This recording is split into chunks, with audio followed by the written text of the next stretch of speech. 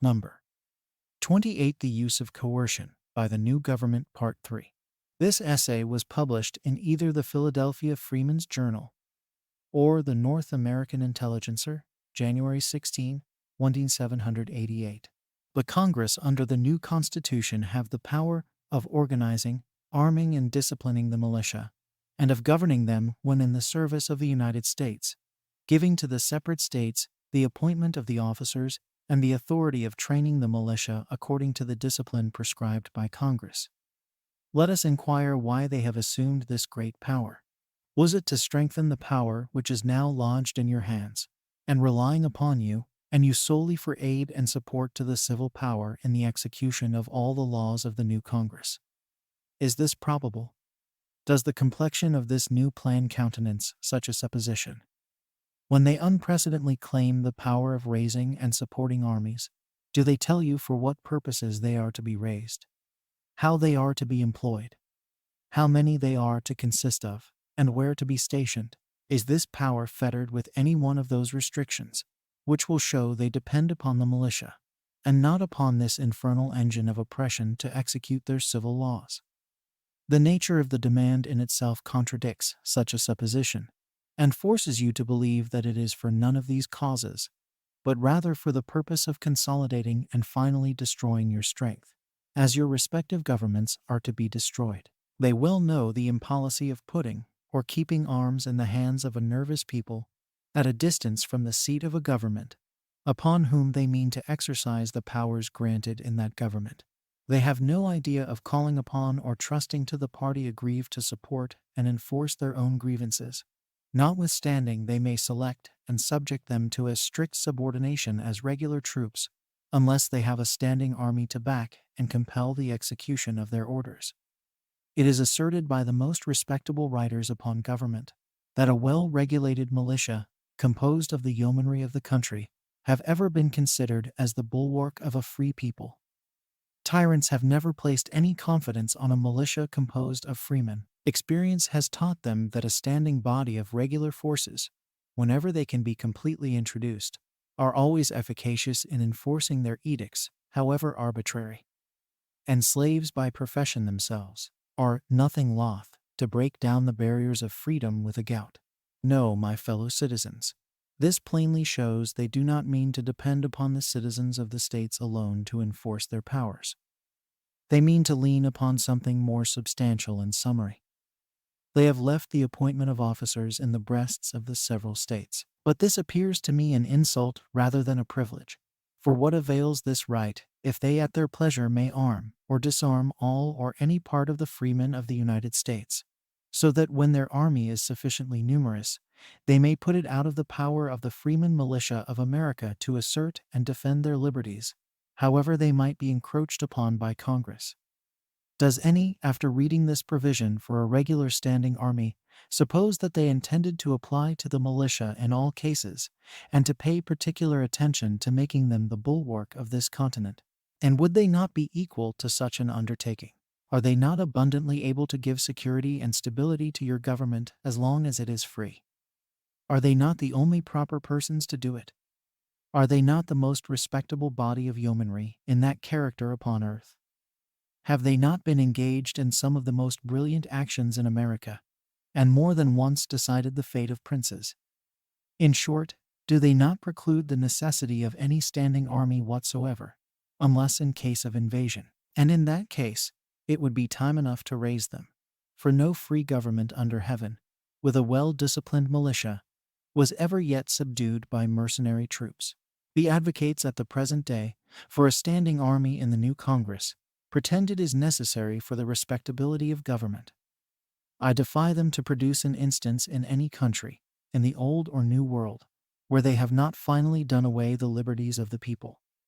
Every writer upon government, Locke, Sidney, Hampden, and a list of others have uniformly asserted that standing armies are a solecism in any government, that no nation ever supported them that did not resort to, rely upon, and finally become a prey to them.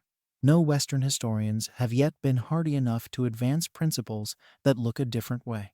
What historians have asserted, all the Grecian republics have verified. They are brought up to obedience and unconditional submission. With arms in their bands, they are taught to feel the weight of rigid discipline. They are excluded from the enjoyments which liberty gives to its votaries. They, in consequence, hate and envy the rest of the community in which they are placed, and indulge a malignant pleasure in destroying those privileges to which they never can be admitted. Without a standing army, says the Marquis of Beccaria, in every society there is an effort constantly tending to confer on one part the height, and to reduce the other to the extreme of weakness, and this is of itself sufficient to employ the people's attention. There is no instance of any government being reduced to a confirmed tyranny without military oppression. And the first policy of tyrants has been to annihilate all other means of national activity and defense, when they feared opposition, and to rely solely upon standing troops. Repeated were the trials, before the sovereigns of Europe dared to introduce them upon any pretext whatever. And the whole record of the transactions of mankind cannot furnish an instance, unless the proposed constitution may be called part of that record, where the motives which caused that establishment were not completely disguised. Pisistratus in Greece, and Dionysius in Syracuse, Charles in France, and Henry in England, all cloaked their villainous intentions under an idea of raising a small body as a guard for their persons. And Spain could not succeed in the same nefarious plan, until through the influence of an ambitious priest who have in all countries and in all ages, even at this day, encouraged and preached up arbitrary power, they obtained it.